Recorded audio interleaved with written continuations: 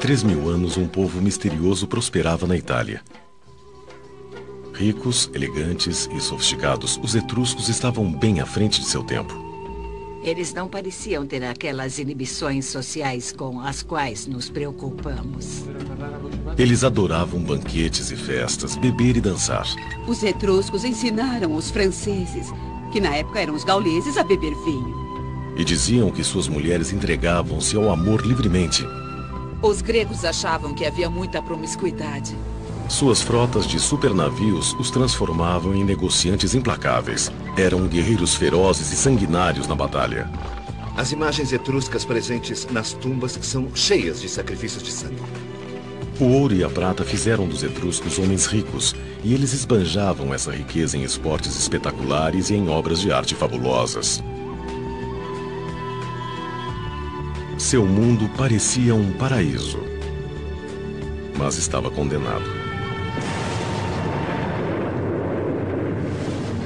Os sacerdotes etruscos previram que sua civilização duraria apenas 1000 anos. E era verdade. 100 anos antes do nascimento de Cristo, esse mundo extraordinário desapareceu. O que aconteceu com essa grande civilização que abriu caminho para o poderoso Império Romano? Onde estão os etruscos agora? Os prazeres do mundo antigo. Esta paisagem idílica na Itália Central já foi a terra natal dos antigos etruscos, a Etrúria. Foram eles que drenaram os pântanos e derrubaram as florestas, escavaram canais e construíram estradas, esculpindo a paisagem que os italianos agora chamam de Toscana. As cidades etruscas, no alto das colinas, já dominaram toda esta região. Hoje há poucas evidências dessas fortalezas etruscas. Elas foram soterradas por 2000 anos de edificações romanas e medievais.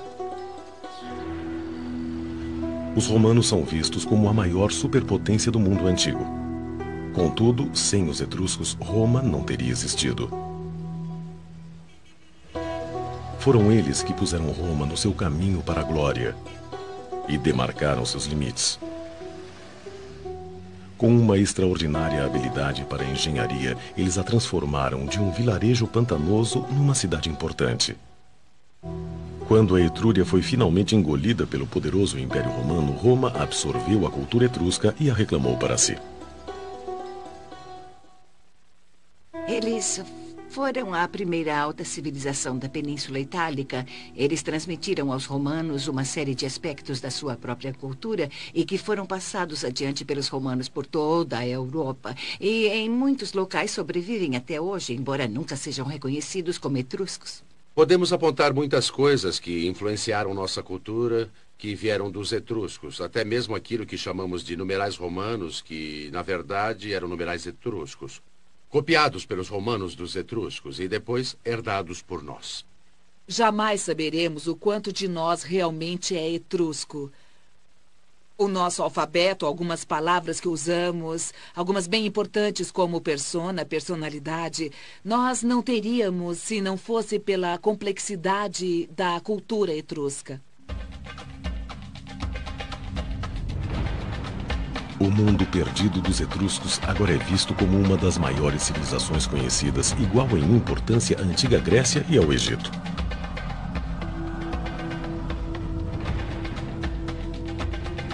Sua cultura emergiu há somente 3000 anos na Itália Central.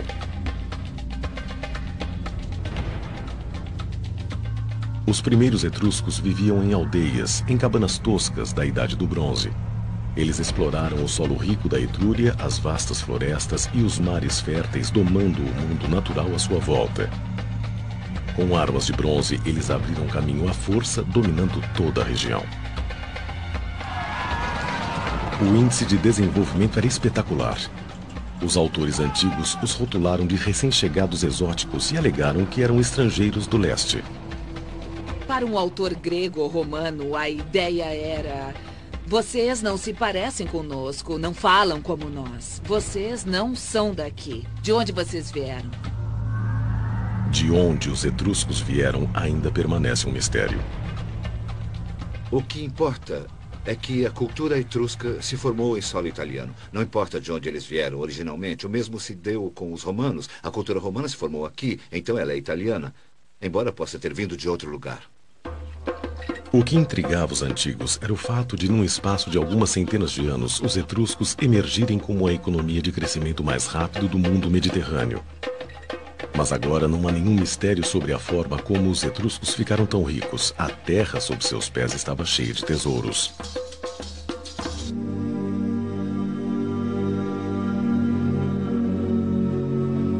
Em 1980, o arqueólogo Giovanangelo Camporeale teve sorte. Sua descoberta revelou a sociedade etrusca no momento exato em que florescia.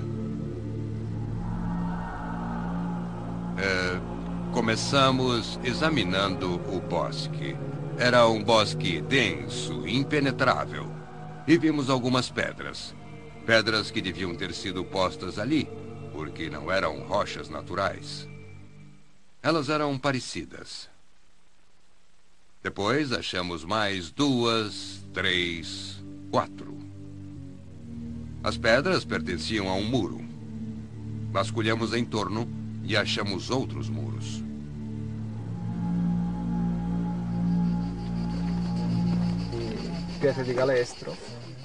O professor havia se deparado com a mais completa cidade etrusca já encontrada. Abandonada de forma misteriosa, sem haver outra construção em cima, ela ficou milagrosamente preservada sob a densa floresta. Durante 20 anos, este local deu aos arqueólogos uma ideia de um mundo antigo. Tratava-se de um grande assentamento, 2 vilas imponentes cercadas por um complexo de casas menores. Uma vila em particular constituiu-se numa rica fonte de achados. Foram encontrados pesos de pedras. Eles faziam parte de um tear manual, provavelmente usado pelos escravos da casa para afiar a lã fina para as roupas de inverno.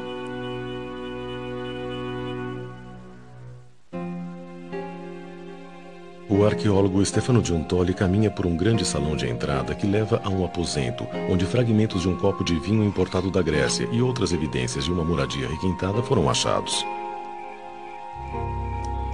Isto era um salão para banquetes, onde homens e mulheres se deleitavam e relaxavam. Devia ser decorado com afrescos suntuosos e objetos preciosos. Os aristocratas etruscos que viviam aqui viviam bem.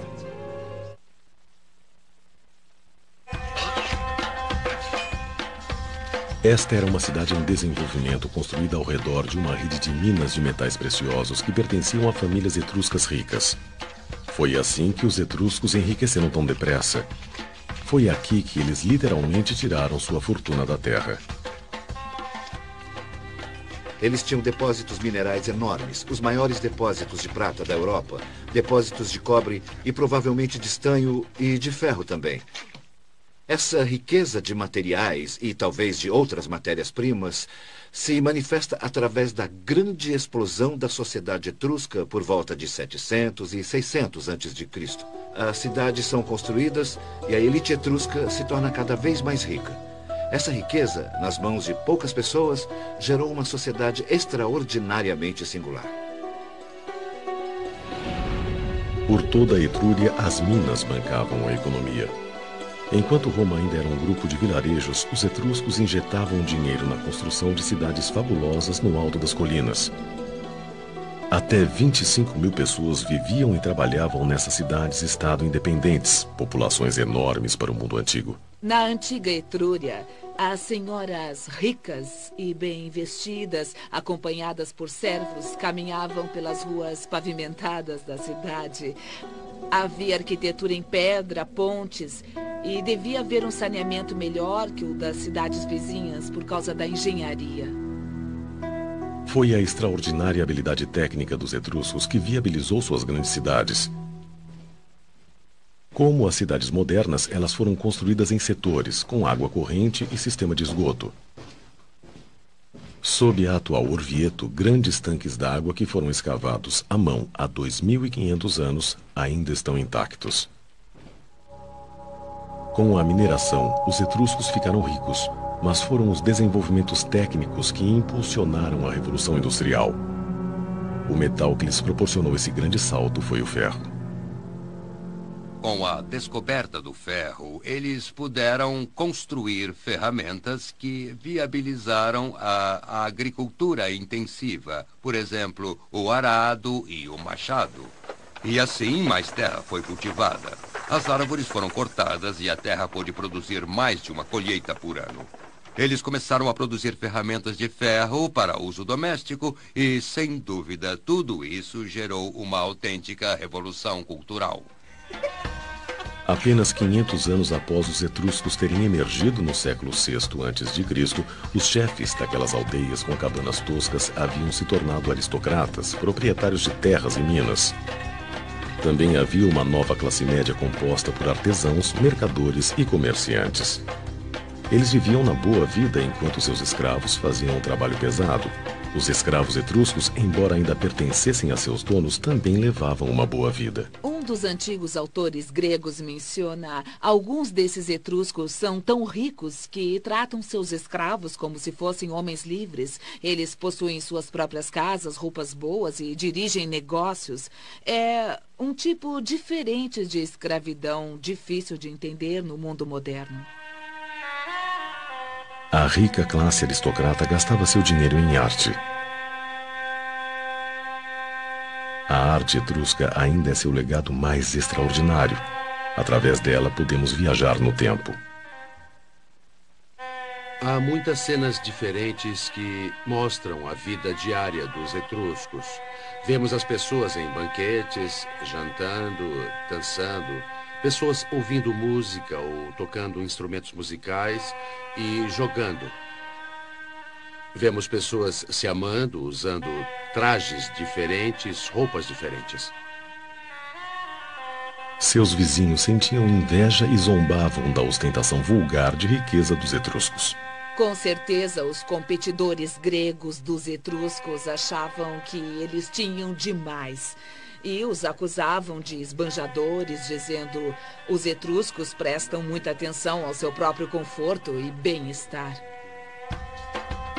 Sem a arte, saberíamos muito pouco sobre o pensamento etrusco e como eles viviam.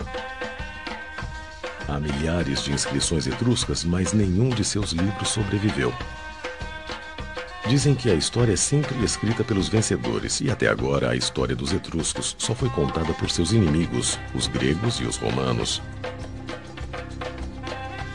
Eles diziam que as mulheres etruscas eram permissivas em relação a favores sexuais e tinham relações sexuais com seus escravos. Os gregos os acusavam de fazer sacrifícios humanos e pirataria. Os romanos diziam que os etruscos eram muito supersticiosos, obcecados em tentar prever a vontade de seus deuses. Quanto disso seria verdade? Temos de bancar o detetive, comparar um pequeno indício extraído de um escritor greco-romano com algo que foi escavado. É uma grande tragédia termos perdido a literatura etrusca. Sem dúvida, se tivéssemos alguns de seus livros, isso mudaria completamente nossa visão sobre eles.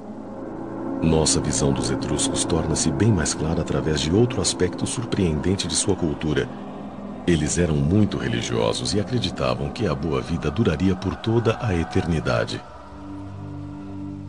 Há 60 anos, arqueólogos italianos descobriram tumbas não violadas no litoral, perto de Tarquínia.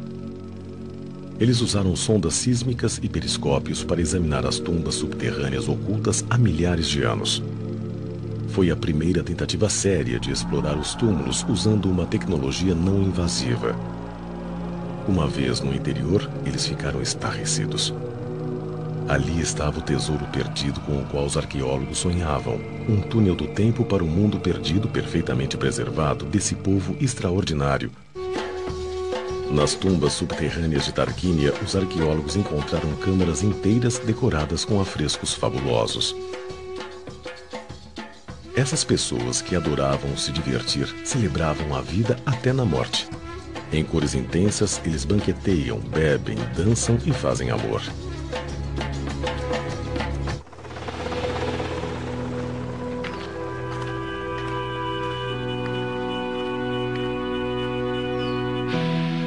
Os etruscos construíram grandes cidades para seus mortos.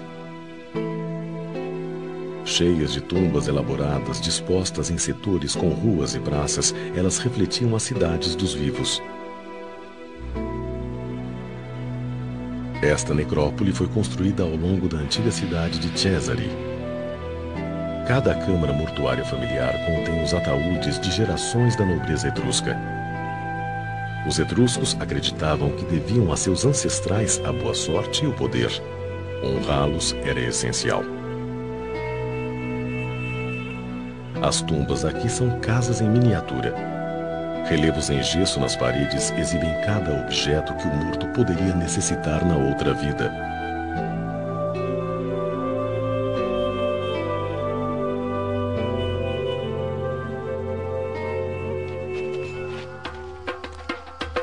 Sabemos, através das pinturas nas tumbas, que um funeral nobre era um evento dramático e colorido, uma espécie de celebração. Os etruscos acreditavam que a morte era um novo começo. A vida foi boa, mas a morte ia ser ainda melhor porque seria desfrutada na companhia dos deuses.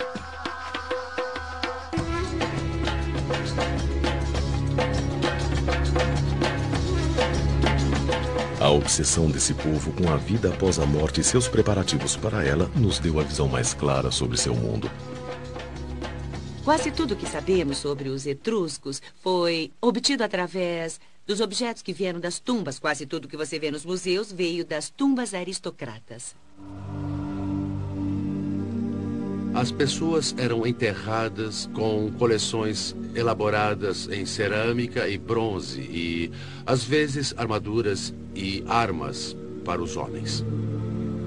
A vida diária e a vida pós-morte estavam intimamente ligadas e os objetos na tumba sempre incluíam pratos e coisas relacionadas a beber e a festejar por toda a eternidade.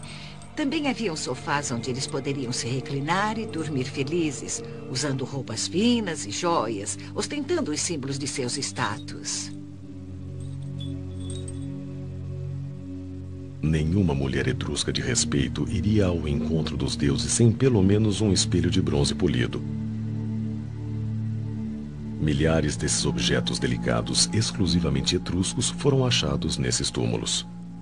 Originalmente, esses espelhos eram brilhantes e refletiam o rosto do indivíduo que usava de um lado e, ao ser virado, havia do outro lado uma superfície côncava ornamentada.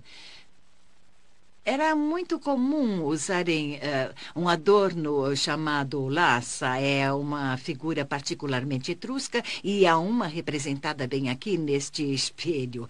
É uma figura feminina nua com asas e carregando um vidro de perfume. É uma espécie de espírito dos adornos que acompanha a senhora na vida após a morte para lhe oferecer perfume durante toda a eternidade. A morte era um estado chamado de animalis, que significava tornar-se um deus espiritual. Para os etruscos, os ancestrais ainda viviam, mas no céu. Temos a ideia de que eles consideravam a vida após a morte como um lugar maravilhoso. Era ótimo ir para o além. Depois, essas pessoas eram veneradas como os ancestrais. Eram consideradas os próprios deuses.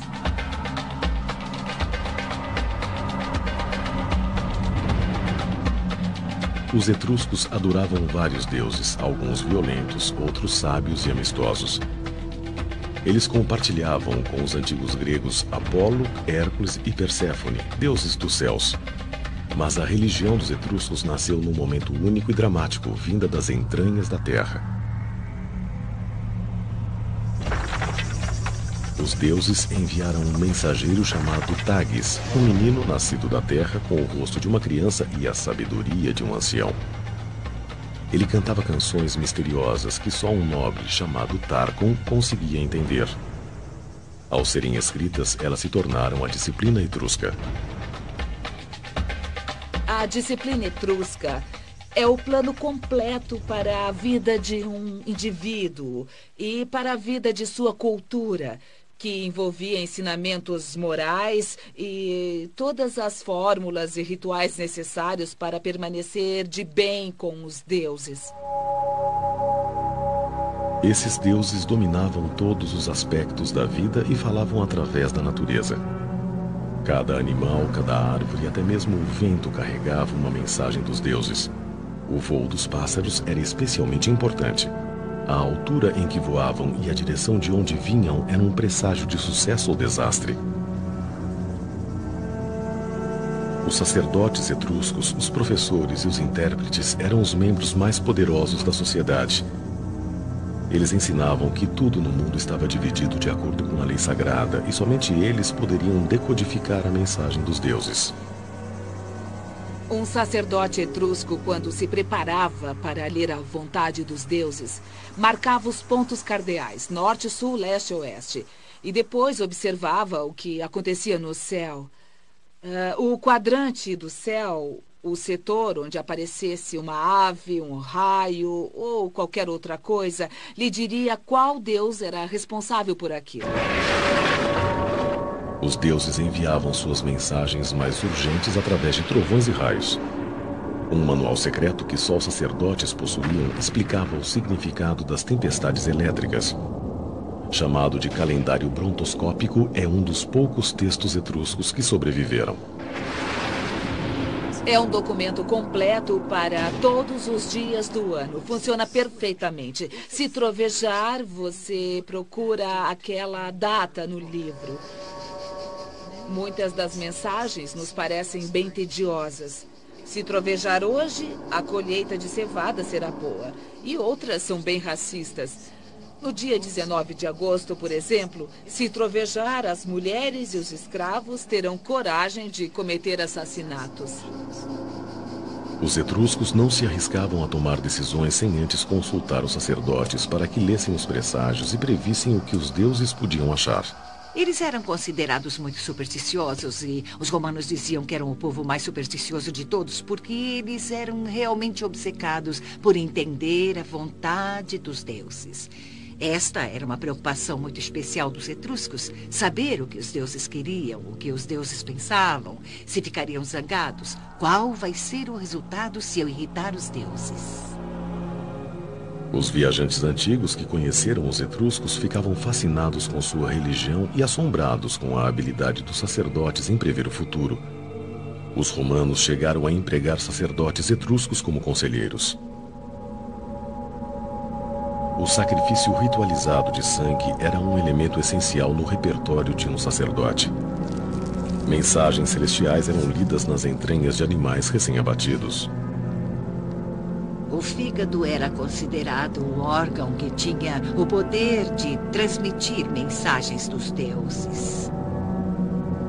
A arte de prever através da interpretação do fígado era tão desenvolvida quanto a leitura dos céus. Os sacerdotes analisavam os fígados, adivinhando através de marcas ou manchas a escrita dos deuses. Este modelo de fígado foi encontrado no túmulo de um sacerdote. Provavelmente foi usado para ensinar os novos sacerdotes a interpretar a vontade dos deuses. Linhas limites separam as esferas de cada divindade, dizendo ao sacerdote quem está falando. As leituras e as previsões aconteciam nos templos etruscos que dominavam a paisagem. Este templo era o centro de comando. Daqui, os sacerdotes examinavam os céus, executavam os sacrifícios e depois traduziam a vontade dos deuses para cada aspecto da vida, grande ou pequeno. A elite etrusca era uma espécie de teocracia. Eles eram sacerdotes, tiranos que controlavam a população através da religião. Essa espécie de centro cerimonial ficava no coração do poder etrusco, da cultura etrusca. Em época de crise, fome, doença ou guerra, os sacerdotes podiam até exigir o sacrifício máximo: uma vida humana. O sacrifício humano era uma possibilidade, mas não a prova concreta ainda. Porém, as imagens etruscas, as imagens das tumbas, estão repletas de sacrifícios de sangue. O sacrifício de prisioneiros, esse tipo de coisa. Talvez ocorresse um sacrifício humano pelo menos de vez em quando. Os gregos acusavam os etruscos de serem tiranos e piratas. Sabemos através de seus relatos que eram guerreiros cruéis e massacravam centenas de prisioneiros. Os etruscos estavam constantemente em guerra com seus rivais de negócios. Porém, novas descobertas perto do litoral da Itália provam que eles eram os mais cobiçados parceiros comerciais de toda a região.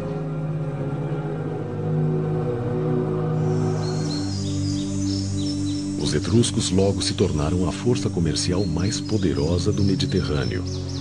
Eles tinham a matéria-prima que todos queriam, metais raros. Primeiro, eles foram cortejados pelos fenícios do leste. Depois, chegaram os gregos. Eles tinham os depósitos de minerais que os gregos queriam, e os gregos vieram do leste, se aproximando ao máximo dos etruscos. Eles os atraíam como um imã.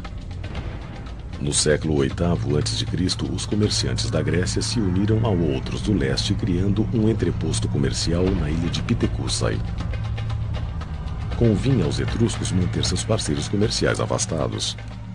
Os etruscos eram fortes, tanto na terra quanto no mar. Sua grandeza lhes dava poder. Eles impediram os gregos de se instalarem em território etrusco, o que revela algo sobre sua força militar. Deixavam claro que negociariam com você, mas não lhe dariam sua preciosa terra. Os metais atraíram os gregos a Pitecússai, mas o comércio não era unilateral. Os etruscos adoravam tudo que era novo e exótico. Em troca dos recursos naturais da Itália, os etruscos recebiam uma riqueza de produtos alimentares, vinho, azeite de oliva, que eles logo aprenderam a cultivar e a produzir. Os etruscos gostaram do negócio de cultivar uvas e beber vinho em grande escala. Originalmente uma ideia grega, em pouco tempo eles faziam um vinho melhor e exportavam tonéis dele para a França. Pode-se dizer que os etruscos ensinaram os franceses, que na época eram os gauleses, a beber vinho.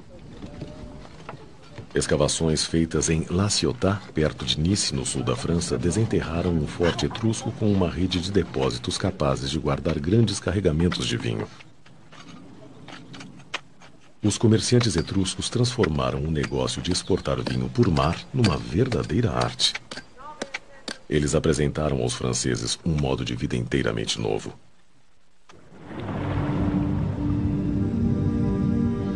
Hoje podemos ver como era importante o comércio de vinho. Um navio encontrado ao largo da costa francesa permaneceu enterrado na lama por 2.500 anos. Este cargueiro levava 30 toneladas de vinho.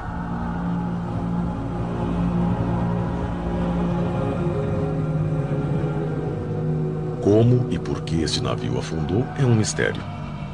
Pode ter sido mau tempo, mas estes mares eram famosos por causa dos piratas e um navio carregado era um alvo fácil. Os etruscos tiveram uma solução engenhosa. A estratégia mais segura para qualquer navio de carga era a velocidade. Os engenheiros etruscos projetaram um navio que podia superar qualquer embarcação construída pelos rivais. Seu novo design revolucionou a construção naval. Ele era único. O que os destacava de seus competidores gregos era o tipo de mastro. Eles usavam uma vela mestre gigante, um tipo de vela quadrada, mas acrescentaram outro mastro, com vela na frente, que permitia uma navegação mais rápida e talvez manobras melhores no mar profundo.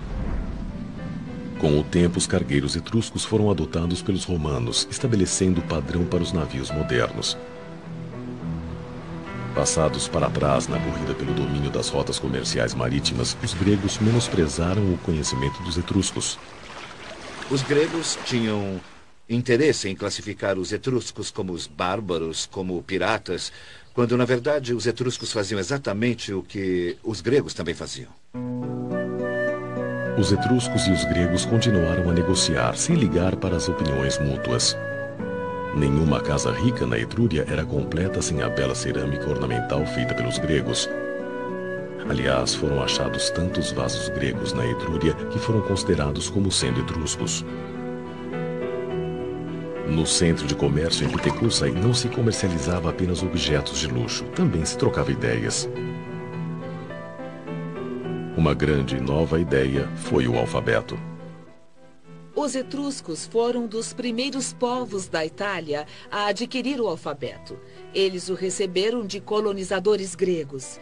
A língua em si é uma questão separada. O alfabeto, na qual foi escrita, foi emprestado dos gregos pelos etruscos e imediatamente modificado por sons que eles conseguiam produzir e os gregos não, e vice-versa. E esse alfabeto fez parte do legado que eles transmitiram aos romanos.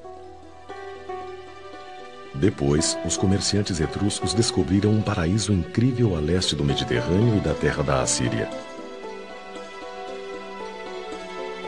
Os artistas locais ficaram inspirados e introduziram os novos designs na sua própria arte. Os leões não pertencem à Itália, mas foram definitivamente adotados pelos etruscos. Eles são consumidores, recebendo todos esses produtos, mas da noite para o dia, seus próprios artistas os integram a um estilo crescente de arte nativa. Os etruscos absorviam as ideias artísticas de fora e rapidamente as superavam. Agora, essas obras de arte funcionam como registro da sociedade etrusca. Eles absorveram muitos elementos culturais dos gregos e um dos mais comuns foi o esporte. Nas pinturas das tumbas, vemos que eles tinham competições esportivas muito similares às dos gregos. Havia lançamento de disco, de dardo, boxe, luta livre. Os etruscos participavam desses jogos, de alguns deles só por divertimento. Mas eles também disputavam competições físicas mais violentas que envolviam homem contra animais e homem contra homem. Eles desenvolveram o ritual sangrento do combate entre gladiadores e o introduziram em Roma.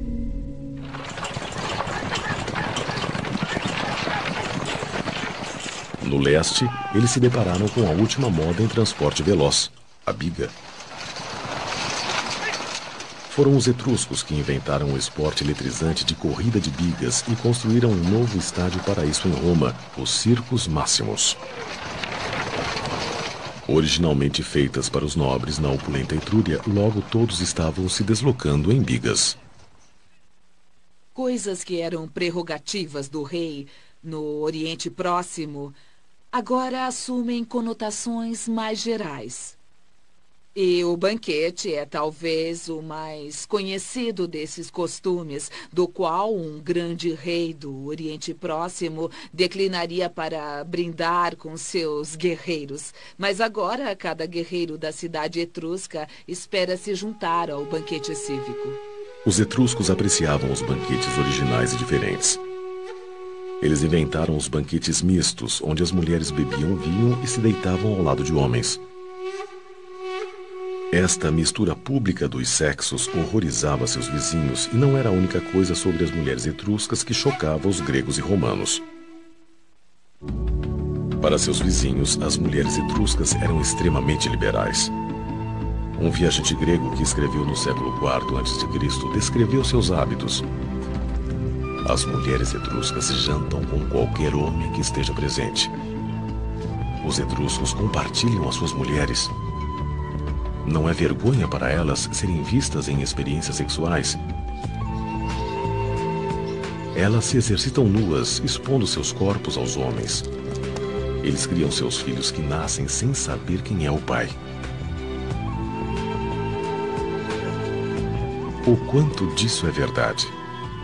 As mulheres andavam livremente na sociedade etrusca, eram vistas em festas, deitadas com seus maridos, apreciando um gole de vinho, dançando e vivendo uma vida realmente muito mais liberada que a de suas irmãs em Roma ou Atenas. As mulheres etruscas realmente apreciavam a vida social e os banquetes, o passatempo favorito dos etruscos, tanto quanto os homens. Sabemos que algumas mulheres possuíam seus próprios recipientes para usar em banquetes e, pelo menos em 2 tumbas, havia 2 grandes cuias de vinho com inscrições dizendo que pertenciam a mulheres. As mulheres romanas eram proibidas de beber vinho sob pena de morte. As mulheres etruscas bebiam, mas será que acreditavam no amor livre? Há uma referência aos etruscos, feita pelo historiador grego Theopolcus. Ele estava acostumado ao simpósio, que tinha apenas homens e prostitutas. E a ideia de que as mulheres se deitassem com seus maridos nos banquetes o deixava chocado. Ele considerava essas mulheres prostitutas. Os gregos provavelmente viram imagens de mulheres comendo ao lado de seus maridos e pensaram numa orgia. Mas não há provas. Esse é o tipo de coisa que os inimigos dizem de você. Não há dúvida de que as mulheres etruscas, comparadas com as gregas e as romanas, eram extraordinariamente livres. Mas isso em parte porque suas irmãs na Grécia e em Roma eram simplesmente um objeto do homem, sua propriedade, e não tinham nenhum direito. As mulheres gregas se mantinham nos seus aposentos, fiando, tecendo, fazendo coisas femininas. As mulheres romanas, tradicionalmente, não tinham permissão de participar da vida pública. As mulheres na Etrúria, pelo menos as aristocratas, possuíam sua própria riqueza. Elas tinham muito mais liberdade que as mulheres gregas e romanas. As mulheres etruscas eram independentes. Podiam ter o próprio dinheiro e até propriedades.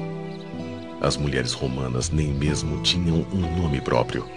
Se você fosse filha de Túlio, você seria Túlia. E se houvessem 3 filhas, haveria a Túlia I, a segunda e a terceira. Já as mulheres etruscas tinham seu próprio nome. O fato é que as mulheres etruscas, além de livres, também eram educadas. Quando os espelhos de prata e bronze encontrados nas tumbas das mulheres foram limpos e examinados, eles provaram que elas podiam ler e escrever. Eles tinham inscrições e as mulheres conseguiam lê-las. Não haveria sentido em escrever esses nomes de personagens mitológicos gregos se você não os conhecesse. Então, todas as mulheres aristocratas eram muito cultas. As mulheres etruscas levavam seus adorados espelhos ornamentados para a vida após a morte, assim como fez Ceiante, uma mulher nobre que viveu no século III a.C. Agora, no Museu Britânico, seu sarcófago imponente, achado na sua própria tumba, sugere que ela era muito rica e muito importante. Quando seu rosto foi reconstruído cientificamente, descobriu-se que a imagem em sua tumba possuía uma semelhança apurada.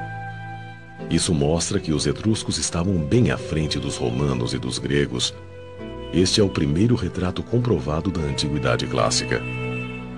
Mas havia uma discrepância estranha. Embora devesse ter 50 anos quando morreu, o artista a retratou como uma mulher bem mais jovem. Talvez ele a tenha conhecido. Ou será que esta rica mulher encomendou a efígie para seu ataúde anos antes de sua morte? Quando seu esqueleto foi exposto e radiografado, houve outra revelação que certamente deve ter assombrado os gregos. Uma das coisas mais notáveis sobre Ceiante era o fato de ser uma amazona. E esta é a única evidência que temos sobre mulheres etruscas montando a cavalo. Nós sabemos que ela cavalgava devido à forte musculatura que tinha em certas partes do esqueleto, como as coxas e a parte de baixo das costas. Ela passou boa parte da vida cavalgando e não confinada aos aposentos das mulheres, assim como as gregas e as romanas. Mas até que ponto ia essa liberdade? E as acusações de que as mulheres etruscas gostavam do amor livre, mantinham relações com escravos e de que nenhuma criança etrusca sabia quem era o pai? A sociedade etrusca era aristocrata.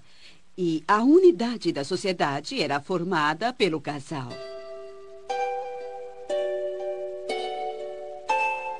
O casal aparece repetidamente durante os 1000 anos da história etrusca, do começo ao fim. As efígies sentimentais nos ataúdes etruscos de maridos e esposas se abraçando por toda a eternidade falam por si próprias. Imagens em objetos nas tumbas, na cerâmica e nos afrescos celebram o casal. Será que os etruscos, que gastavam tanto dinheiro e energia honrando seus ancestrais, não se importariam em saber quem era o pai de seus filhos? Isso não foi comprovado pelos indícios arqueológicos. Todas as pessoas comemoravam fazendo uma oferenda aos deuses em suas tumbas ou sarcófagos. e identificavam seus nomes e depois davam os nomes dos pais.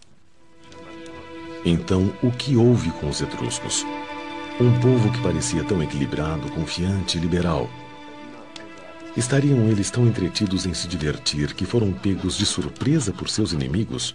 Ou surgiu uma nova ameaça? O reinado triunfante dos etruscos chegou ao fim após 1000 anos. Dizem que eles eram tão obcecados com a busca do prazer que não perceberam uma nova ameaça, não de fora, mas de seus vizinhos. Não há dúvida de que eram muito bem organizados, guerreiros soberbos e politicamente ativos. No século VIII a.C., no alvorecer da história romana, os sacerdotes etruscos decretaram seus limites. O censo comercial etrusco estabeleceu a cidade de Roma como um centro mediterrâneo para o comércio e os negócios. No século VII, a dinastia etrusca dos Tarquínios dominou Roma. Pelo menos 2, talvez 3 dos primeiros reis romanos são etruscos. Foi só mais tarde que os romanos assumiram militarmente e eles, então, conquistaram os etruscos. No século V a.C., os romanos expulsaram os soberanos etruscos. E adotaram muita coisa de sua cultura, mas agora, com a expansão da cidade de Roma, eles os viam como rivais. Roma queria as riquezas da Etrúria para si. O período em que Roma reconhece que precisa, quer e vai assumir a Etrúria chega quando eles percebem que há uma grande população urbana que não consegue produzir sua própria comida e que precisa ser alimentada. Eles começam a cobiçar as terras cultiváveis do interior da Etrúria. Dizem que o fim dos etruscos foi uma profecia que se concretizou. Uma antiga lenda previa que a civilização etrusca duraria apenas 1000 anos. A previsão estranhamente se confirmou. Será que os etruscos, tão supersticiosos, se amedrontaram e sucumbiram ao que julgavam ser seu destino? Dizem que por volta de 44 a.C., um cometa foi visto e aquilo marcou o começo da última era dos etruscos. Foi quando surgiu Júlio César e o Império Romano se estabeleceu. Isso tem sido usado para explicar por que nos últimos 200 anos eles se mostraram tão passivos. Eles parecem não resistir aos romanos, como era de se esperar. Parecem não se importar por estarem sendo assimilados e conquistados. Mas não houve nada místico sobre o colapso dos etruscos. As guerras comerciais contínuas contra os gregos impuseram seu preço. Em seguida, os exércitos dos gauleses atacaram as cidades etruscas. Impelidos pela fome, eles fugiram para a Itália atrás de comida e terra fértil. Os etruscos suportaram o primeiro impacto bem antes de os gauleses chegarem a Roma e a ocuparem brevemente. E durante muitos anos, do final do século V até o IV, eles combateram os exércitos gauleses. Defender a Etrúria das hordas de gauleses invasores esgotou os etruscos. Depois, os romanos começaram a tomar as cidades enfraquecidas, uma a uma. A primeira foi a cidade de Veii, mais perto de Roma. O segredo do sucesso dos romanos foi o fato de serem unidos. Os etruscos, com suas cidades-estado independentes, às vezes em guerra umas com as outras, não eram. Elas nunca se uniram tempo suficiente para enfrentar Roma conjuntamente. E assim Roma as conquistou. Quando uma cidade era enfraquecida pelos gauleses, Roma se aproveitava. E talvez este seja o segredo que explica a derrota dos etruscos. Algumas cidades ficaram sob cerco durante anos. Outras caíram quase sem lutar. Em 2 séculos, a Etrúria era mais uma parte do grande Império Romano. Gradualmente, as pessoas deixaram de falar ou escrever em etrusco. Todos falavam a língua dos conquistadores, latim. As pessoas realmente pararam de falar etrusco por volta do século I a.C. E foi quando o povo etrusco chegou ao fim, deixou de ser uma entidade. Quando a língua morreu, morreu também a literatura. Os escritores antigos citam a riqueza da música e da arte etrusca, sua poesia, peças e histórias. Só restaram vestígios nas inscrições. O que aconteceu? Não havia necessidade nem interesse por parte dos romanos em conservar os textos etruscos, exceto os religiosos. Então, simplesmente desapareceram. E quanto ao povo? Muitos etruscos foram mortos, mas nem todos. Os aristocratas se misturaram à sociedade romana, um lampejo de cor exótica entre a elite. Nos bastidores, eles ainda influenciavam o novo império. O que houve com os etruscos é que muitos deles se tornaram romanos. Muitos da aristocracia etrusca se mudaram para Roma e se tornaram parte da elite romana. Estudos recentes analisaram os nomes dos senadores do Senado romano no século I a.C. E muitos deles eram de famílias etruscas. Diante da situação, eles deixaram que Roma assumisse o controle da cidade. Começaram a preparar seus filhos para ir para Roma e se tornar senador. E assim eles poderiam ajudar a família através dos votos no Senado. A luta dos arqueólogos para iluminar o mundo fabuloso dos etruscos nunca terminará. Embora vivessem há milhares de anos, eles chegaram ao mundo moderno de uma forma bem direta. Sua história é envolvente, sua atitude em relação à vida, intrigante. O espírito dos etruscos ainda vive na Itália. Às vezes, quando a luz do entardecer ilumina o rosto dos moradores da Toscana, nós voltamos à Etrúria, o lar do povo perdido da Itália. Os etruscos.